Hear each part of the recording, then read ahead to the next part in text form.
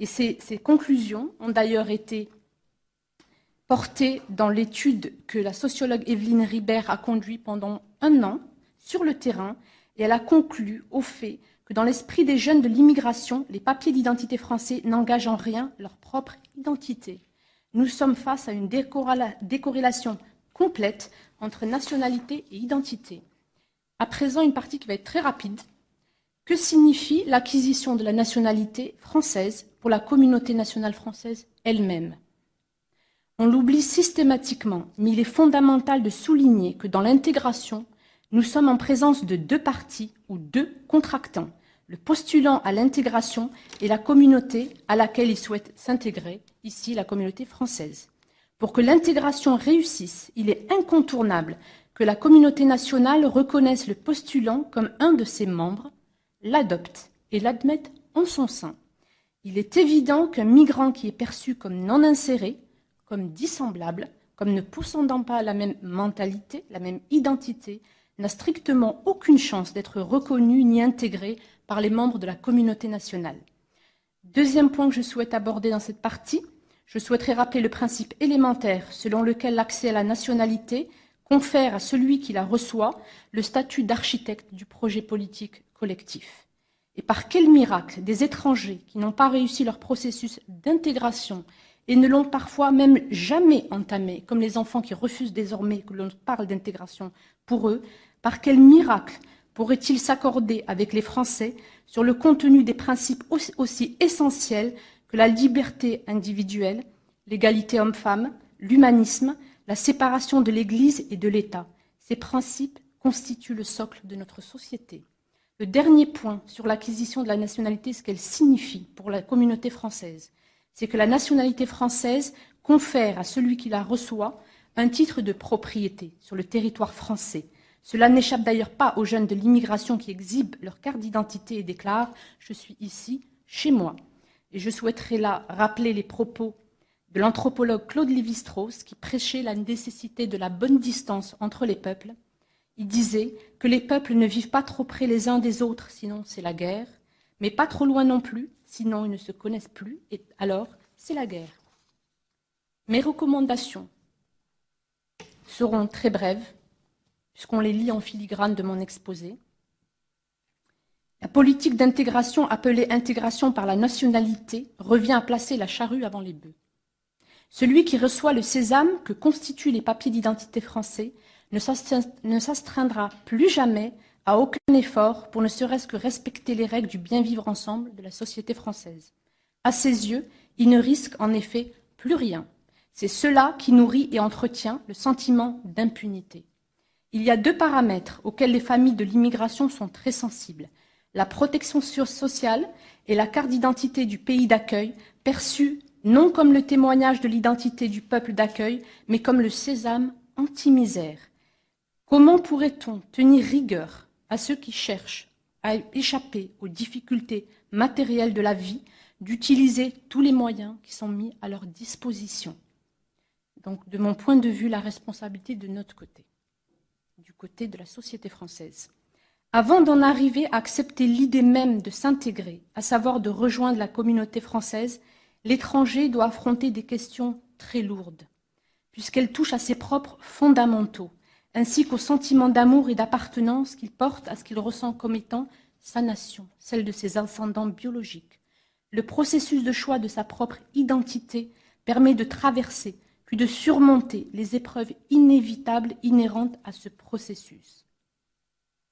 Je cite à présent les travaux de Claudine Athias-Dunfou et de François-Charles Wolff de la CNAV qui ont accompli un travail remarquable sur 6000 familles. Et dans leur ouvrage, ils disent « Tirailler davantage entre la famille et le dehors ».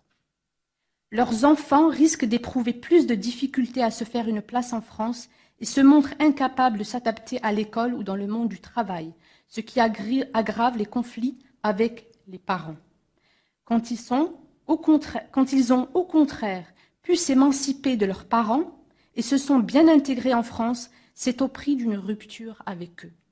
Nous voyons que le prix de l'intégration peut parfois s'avérer très lourd. Lorsque l'identité choisie n'est pas celle de ses propres ancêtres, cela constitue une rupture profonde, Une rupture, une telle rupture, doit être voulue et librement consentie, car elle doit ensuite être assumée en droit et en devoir. Lorsqu'elle n'a pas été librement choisie, cela fait apparaître pour l'individu des tensions le plus souvent insupportables. L'individu devient alors l'otage de ce qu'on appelle une dissonance identitaire qui déclenche une extraordinaire violence. Suivant la culture dans laquelle il a été éduqué, cette violence sera retournée contre lui-même ou contre les autres. Aujourd'hui, ceux qui ne sont pas assimilés, qui n'ont pas réussi leur processus d'intégration pour un certain nombre de raisons, en viennent de plus en plus souvent à s'attaquer à notre société. Les enfants, dès leur plus jeune âge, se dressent contre leurs enseignants, dès la maternelle, nous a-t-on dit dans nos auditions, et rejettent le fait qu'on puisse dire qu'ils sont français. La refonte du Code de la nationalité s'impose. Il y a aujourd'hui une totale déconnexion de la question de la nationalité française et de l'identité française elle-même. Si nous souhaitons maintenir la cohésion nationale, il est indispensable de faire en sorte qu'elle coïncide de nouveau. Il en va de la cohésion nationale, mais également de la cohésion sociale. Car l'adhésion au principe de solidarité nationale ne peut en effet se produire, puis se maintenir dans le temps, que dans la situation où, à partir d'une multiplicité, un corps unique vient à se constituer. Le droit de la nationalité est aujourd'hui construit de telle sorte que la nationalité française devient un dû pour le postulant. Il est appliqué en prenant en considération son seul intérêt, jamais celui de la communauté nationale française. Vous êtes né sur le sol français, la nationalité française vous est due. Vous épousez un ressortissant français, la nationalité française vous est accordée. Au bout de quelques années de vie commune, vous êtes parent d'un enfant que vous avez réussi à mettre au monde dans la métropole ou le territoire d'outre-mer, vous finirez par obtenir la nationalité française. La nationalité ne doit désormais être accordée qu'à l'issue du processus d'intégration, lorsque ce dernier a réussi et s'est conclu par l'assimilation, et non comme c'est le cas aujourd'hui au début d'un processus à l'issue non prédictible. Je vais rapidement terminer. Il est fondamental de ce fait de prendre en considération dans le nouveau code l'extrême difficulté de se construire une dimension personnelle, une volonté individuelle, lorsque l'on grandit au sein d'un groupe qui s'applique dès la naissance à dissuader tout ce qui peut apparaître comme une velléité d'émancipation. Pour cette raison, la demande de naturalisation ne doit être examinée avant que le candidat à la naturalisation ait atteint l'âge de 25 ans, c'est-à-dire qu'il ait sa propre personnalité. L'obtention des papiers doit être assortie d'une période probatoire de plusieurs années, je dirais 5 ans, qui permettra de s'assurer, comme le précise la circulaire du 24 février 2005, d'un certain nombre de critères. Le degré d'assimilation à la communauté française, d'apprécier sa conduite et son loyalisme, d'évaluer le degré de connaissance de la langue française. Il est important également de vérifier que le postulant dispose de ressources matérielles suffisantes, hors aide sociale, afin de s'assurer que les considérations économiques ne constituent pas une motivation pour la demande de naturalisation. Une sévère vigilance doit s'exercer à l'encontre des mariages dits mixtes, mais qui ne le sont pas toujours. C'est aujourd'hui une grande porte d'entrée dans la nationalité française. Je cite des chiffres du ministère. Sur 100 000 acquisitions de la nationalité française par des ressortissants étrangers en 2007, les accessions par mariage ont représenté à elles seules près de 30 000 et les demandes sont satisfaites à 90%. Les travaux de Madame Tribala, 2/3 des mariages célébrés en France et la quasi-totalité des mariages célébrés à l'étranger marquent le début d'une histoire migratoire légale en France. Il n'y a, à mon strict point de vue, aucune urgence à délivrer la nationalité française, d'autant que notre pays accorde la même protection sociale à tous les résidents sans distinction d'origine. Nous ne sommes pas là en présence d'une poignée de naturalisation dont l'impact en cas d'échec d'assimilation serait contrôlable. Non, nous sommes en présence d'environ 100 000 octrois par an, ce qui représente une véritable onde de choc. Je terminerai par la question de la double nationalité. Et ensuite, la question de la déchéance, et j'aurai une très brève conclusion. Sur la double nationalité, j'établis une nette distinction entre deux catégories de personnes. Je suis totalement opposée au fait que des personnes qui possèdent une double nationalité puissent accéder à des fonctions d'élus, même au niveau local, ainsi qu'à toute fonction gouvernementale ou dans la haute administration publique française. Bien entendu, ce propos concerne également les Français de souche européenne. Par ailleurs, je ne suis pas favorable à la suppression de la double nationalité. Pour une raison très simple, c'est qu'en l'état actuel des choses, cela rendrait impossible tout recours juridique à la déchéance de la nationalité française. Nous ne pouvons fabriquer des apatrides. Si la double nationalité venait à être supprimée, une écrasante majorité des extra-européens opterait, pour des raisons évidentes, pour la nationalité française, qui de toute façon n'engage en rien leur identité. Il y a également le droit des pays d'origine, dont beaucoup ne reconnaissent pas le fait qu'on abandonne sa propre nationalité. Les critères de déchéance de la nationalité française restent aujourd'hui à établir.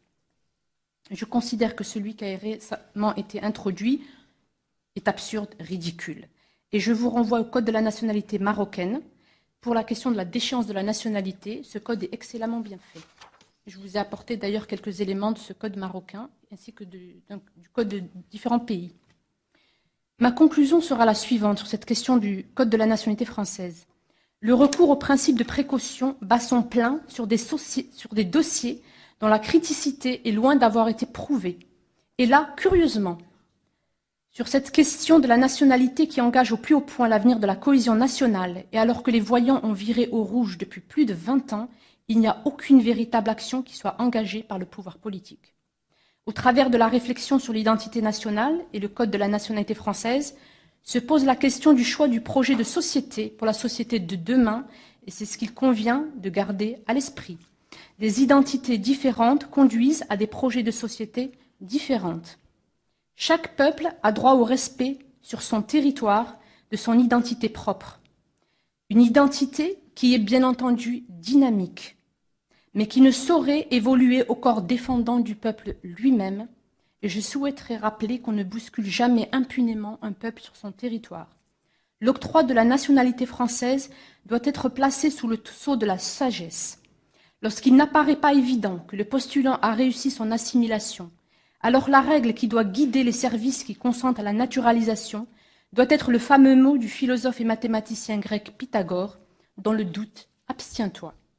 En donnant la nationalité française à un nombre considérable de personnes qui ne portaient pas l'idéal français, l'État s'est rendu coupable de la perpétuation de la notion de deux qualités de français. Ce n'est que lorsque la nationalité attribuée par l'État sera redevenue réelle que les Français cesseront alors d'éprouver le besoin de parler de français de souche. Je vous remercie.